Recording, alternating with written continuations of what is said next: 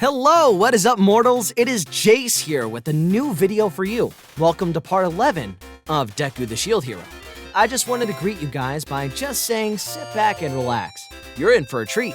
So, we begin. For several long moments, everyone turned their heads to the now opened gates of the USJ.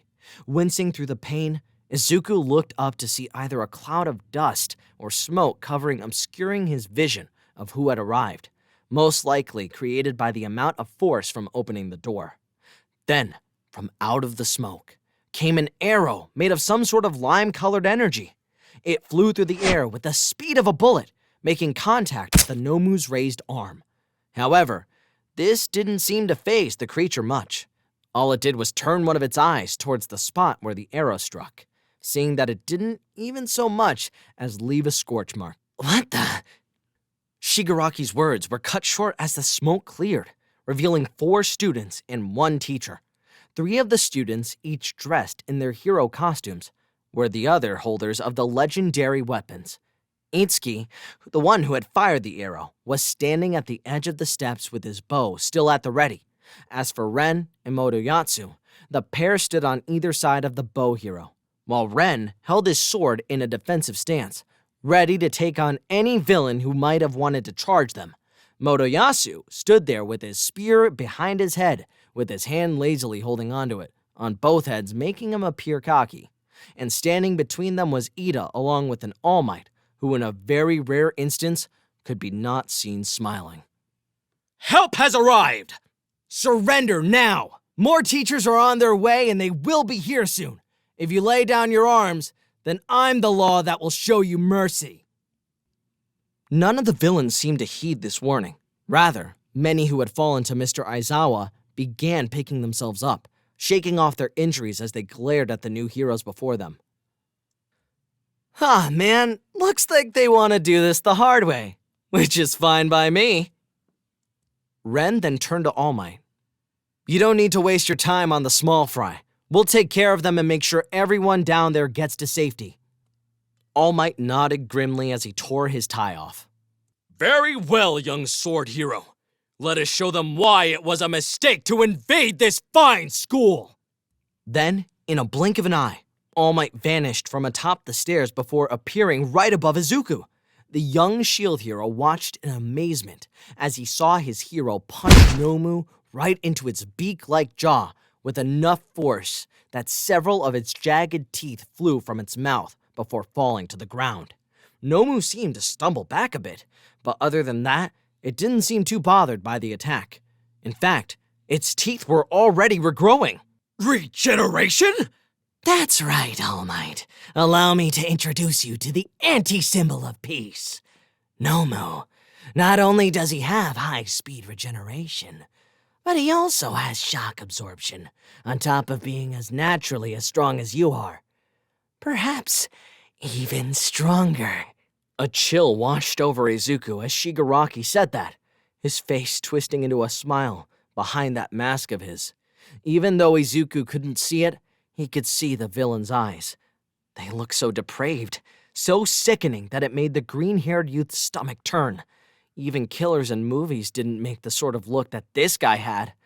But the smile didn't last long, as a look of annoyance overtook his features, as the other legendary weapon users took the field. Itsuki was the first to make his presence known, firing multiple arrows from the safety at the top of the stairs. Each arrow seemed to sparkle with electricity, shocking the villains until they fell to the floor. Meanwhile, Ren raced towards the villain, slashing away like crazy at all the villains who had gotten up. On occasion, one of his swings would send forward with a wave of fire or electricity that would sweep across many different foes at once. As for Motoyatsu, he had leaped into the air and sadly landed next to Izuku. The blonde spear user looked down at the teen, his expression displaying a mix of repulsion and anger. So, where the heck is Raphtalia? Don't tell me you sent her off to fight your battles for you. Izuku could not help from shaking his head as he reached towards his belt pouch, pulling out one of his vials containing his healing potion. After taking off the cap, he quickly drank it in one go, causing the pain in his arm to lessen. Is now really the time for that? The sudden voice from Sue caused Motoyasu to jump before swiftly turning to point his weapon at both the frog girl and Kirishima as they approached. What amazed Izuku was that Sue, who normally had a very neutral expression, was giving their upperclassmen the same deadpanned and exasperated expression as Kirishima. Well, you see, I heard that Midoriya uses Raphtalia to fight his battles and takes all the credit, and since she normally sticks to him like glue, well, you know. Izuku just let out a sigh as he tossed the vial aside. That Miss villain over there teleported a bunch of us to random locations. I have no idea where Raphtalia is, or any of the other students in our class for that matter. As he spoke, Izuku briefly wondered if he should bother asking who told him that he used Raphtalia like an attack dog. However, as he glanced over the fight between All Might and Nomu, he realized that there were more pressing matters than the high school rumor mill, like getting Mr. Aizawa out of here and finding the rest of their classmates. Once Izuku was back on his feet, he motioned towards the eraser hero, before telling everyone in a low tone that they needed to get him while the villains were distracted. Indeed, the villainous Shigaraki was watching the battle between his monster and the symbol of peace with something akin to awe. It was like he was watching the series finale to his favorite show, with the action not failing to disappoint. If they were going to sneak past him and get their teacher to safety, now was the time. Sadly, only 2 members of the group agreed with him. You've got to be kidding me. The leader of these villains is right there, back turned. One good attack from my spear and he's down for the count. Isn't attacking someone from behind unmanly? Hey, he's the one letting his guard down. Lightning spear!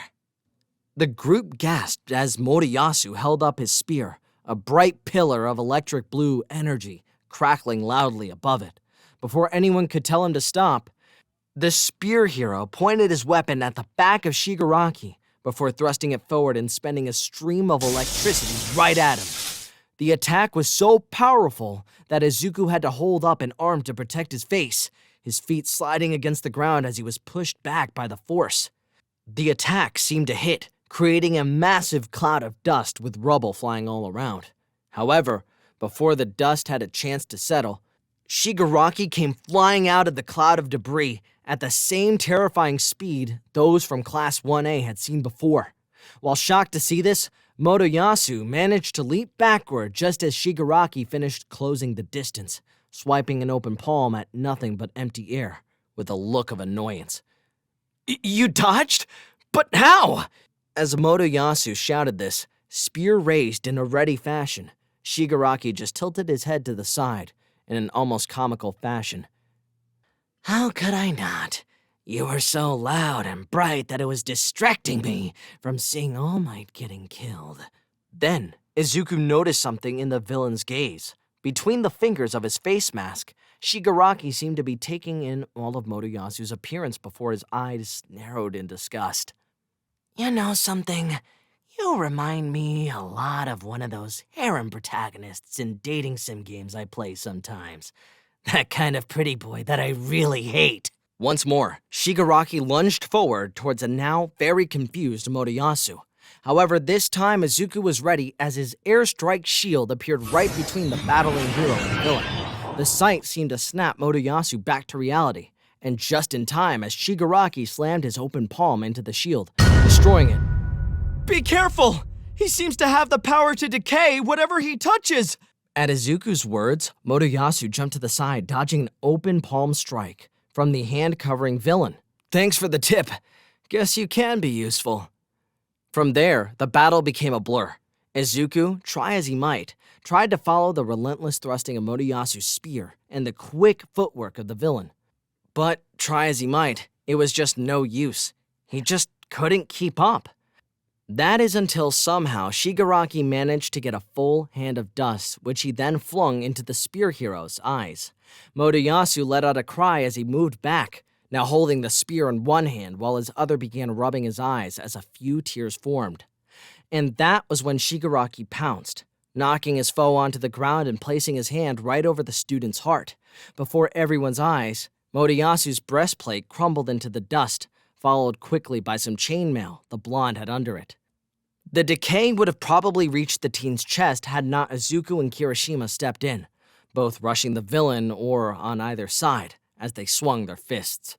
Shigaraki saw this, leaping into the air and away from the teens. Damn it!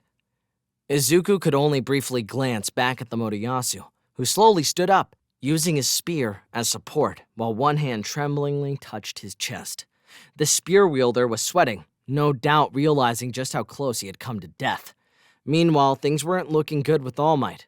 Kurogiri had the hero partially within one of his warp tunnels, slowly closing it while the Nomu held on to the bleeding. Yes, bleeding. All Might! They were all doomed if they hadn't finished off Shigaraki soon and helped the symbol of peace. Luckily, before Shigaraki could make his next move, so many things happened once they took Izuku by surprise. Ice traveled across the ground as loud explosions rang through the air, along with a very familiar battle cry. Just as Bakugo propelled himself through the air, colliding with Kurogiri's metal neckplate, Todoroki's ice moved over half over the Nomu's body, due to a combination of the extremely cold temperatures and All Might's strength. The monster's frozen body shattered as it fell to the side, as the creature floundered on the ground. All Might took his opportunity to escape his confinement. And the cherry on top of everything, Raphtalia appeared right in front of Shigaraki to plant the pommel of her hilt right into the middle of the villain's face. No! Raphtalia, you're okay! Raphtalia, despite not turning her head as she pointed her sword at Shigaraki, gave her green-haired friend a smile.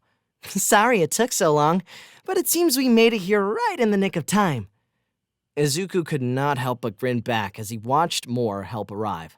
Coming from the direction of the water zone were Todoroki and Mineta, the smaller of the two around nervously looking at the villains. Ren and Itsuki were walking towards the group as well, having taken down all the villains in the surrounding area. As for Bakugo, he was kneeling beside Kurogiri, with one of his hands sending out small explosions on the collar of the villain as a warning. All Might then looked down, from Motoyasu to Ren and Itsuki, a deep frown on his face as he clutched at his wound to try and stem the bleeding. The man then opened his mouth to say something, but before a single word could be said, a change began to occur with the Nomu. Everyone watched in horror, as not even losing half its body could stop its regeneration, as it was back to its original form within seconds. Looks like you all forgot this is a boss battle, and now you're on the second stage. Nomu, free our ticket out of this place. With a cry, Nomu shot toward Bakugo with the intent to strike the blonde bomber. But before he could, Izuku activated both his airstrike shield and second shield, placing them in between the villain and his childhood friend. Sadly, all it took was one punch from the villain to destroy both barriers, while at the same time sending nearly everyone in the area flying backward from the air pressure created by the force of the attack. Izuku in particular was sent rolling on the ground until finally landing near where the Nomu was almost finishing him off, the teeth still lying there on the ground. Before the teen could fully pick himself up, more wind swept through USJ, causing the teen's cape to billow out of control. Looking up, he saw All Might was once more fighting the Nomu. Only this time it looked like he was using more power than he had ever seen the hero use before in any of the videos he watched. The man's punches were relentless, calculated, and powerful, enough to start pushing the villain back despite the shock absorption. And after all the while, Izuku was there on the ground feeling helpless. His fingers clawed at the ground, teeth grit as he lay there only with his thoughts. There was nothing he could do to help All Might. All of his shields had been smashed to pieces by that monster effortlessly. Even if he did try something, it would be like using a piece of paper to stop a cannonball. That, and he would probably just get in All Might's way. But that feeling quickly passed, as Izuku grabbed one of Nomu's fallen teeth. No, Izuku, you're not useless. You were able to protect your classmates against real villains out there. You even stood up to Shigaraki. I may not be able to help All Might now, but I will continue to get stronger. So strong that nothing will be able to break my shields. As Izuku got to one knee, dropping the tooth into the shield and taking the monster's power for himself, the green-haired teen noticed something. All Might and the Nomu weren't the only ones fighting. Off to the side, Raphtalia was fighting Shigaraki. The Tanuki girl was swinging her sword at the hand-covered villain using all of her grace and skill. And unlike Motoyasu, her blows weren't connecting. He didn't know if it was just because she was a more skilled fighter with her weapon or if it was because the decay quirk user got tired. But she had already landed a few shallow cuts on his arms and legs. Then, as All Might and Nomu took their battle into the air, Izuku saw the villain grab hold of the blade. His hand now was bloody, but the sword instantly decayed, turning into dust that was blown away in the windstorm around them. Raphtalia could not hide her shock. She did not give up as she reached for her sheath to use a weapon to keep on fighting. But Izuku could see it in her eyes that she was worried, fighting desperately to stay alive. What was worse was that there were people close by who could help. The closest trio was their upperclassmen, who all seemed to tunnel vision at this moment as they watched the fight between the two battling titans. All that they had to do was just turn their heads to the side, and they would see Raphtalia was in danger.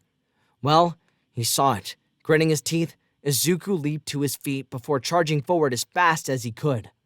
Airstrike shield! Izuku ran as fast as he could. His green glowing energy shield appeared in the air, only this time it was on its side the same way Izuku would use it like a platform. Trying something new, he willed the energy to construct to shoot forward with all his might. And it did! The shield he created flew forward against the wind and crashed right into Shigaraki's side. Then as the villain stumbled backward with his hands waving around wildly, Izuku closed the distance between them. Two-headed black dog shield! The young hero in training could see the shock in the villain's eyes as the shield took on its darker form, two dog heads jutting out. Then, at the exact moment that All Might punched the Nomu with every last bit of his strength to send him flying through the roof of the USJ, Izuku bashed the shield against the face of Shigaraki. While the blow was nowhere near the same level of that of All Might, the amount of force Izuku used was enough to knock Shigaraki back while his mask flew off. What's more, as the villain fell, the twin dog heads on the shield stretched out and bit hard into Shigaraki's shoulders, drawing blood. For a moment, nobody said anything. Izuku just stood there panning with his shield at the ready. Behind him, he could hear Raphtalia gripping her sheath more tightly. As for Shigaraki, he lay there staring at Izuku with his face completely exposed, showing nothing but disdain for the young hero. Their eyes locked, neither looking away from each, as even the portal underneath Shigaraki appeared, allowing the villain to slip back into the same darkness he used to invade the school. And then, he was gone. This video is sponsored by ExpressVPN. ExpressVPN allows you to change your IP address, making it harder to track and securing your privacy. In addition to providing safe passage through the web, you can also expand the reach of your favorite streaming services like Disney+. If you are from the United States, you won't be able to watch any of the MCU or Sony Spider-Man movies. But by switching your location to Japan, you can access them whenever you want. Check out the link in the description to get 3 extra months when you purchase the 12-month subscription plan that costs $99.99 a year. This deal is for a limited time, and thanks to ExpressVPN for sponsoring this video. The cleanup afterward was somewhat chaotic. Police and emergency medical professionals rushed to the scene, along with the rest of the UA staff. Everyone there was questioned and asked to recount what had happened. It was during this time that Izuku learned that Todoroki had been in the flood zone along with Mineta, freezing the water along with the villains.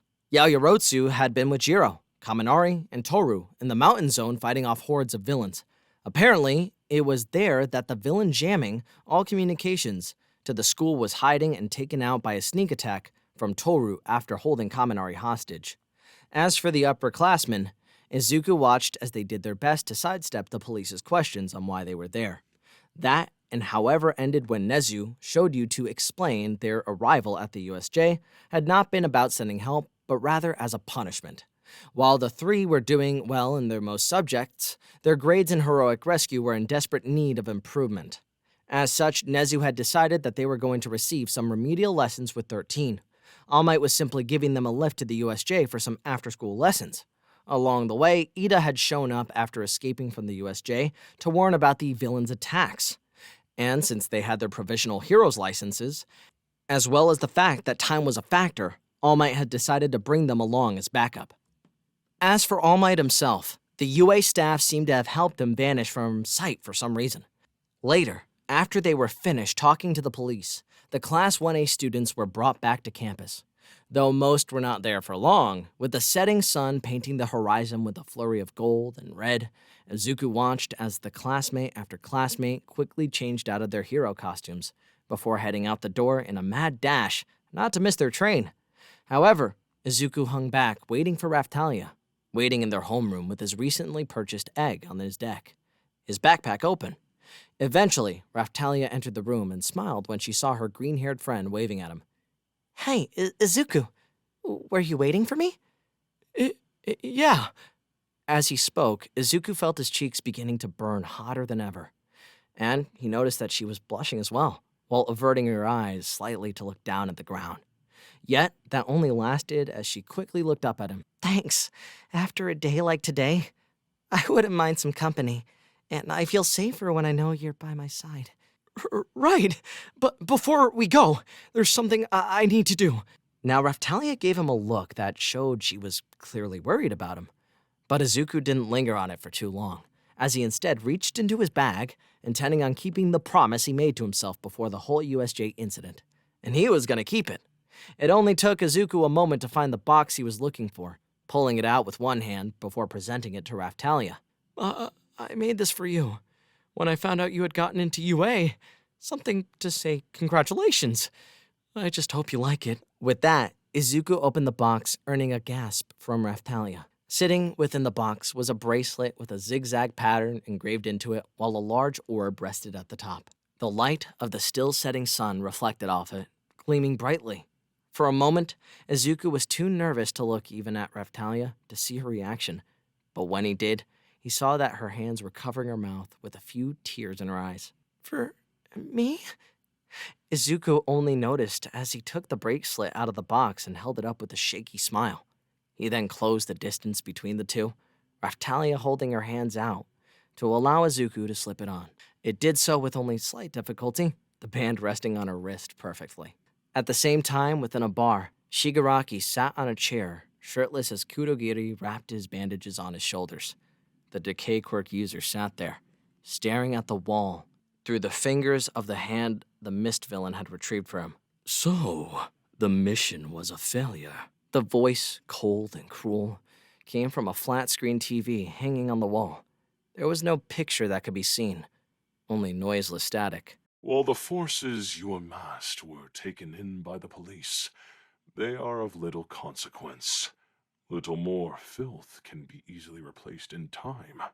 What is more concerning is the fact that you lost the Nomu provided to you, as well as returned injured by a first-year student, no less.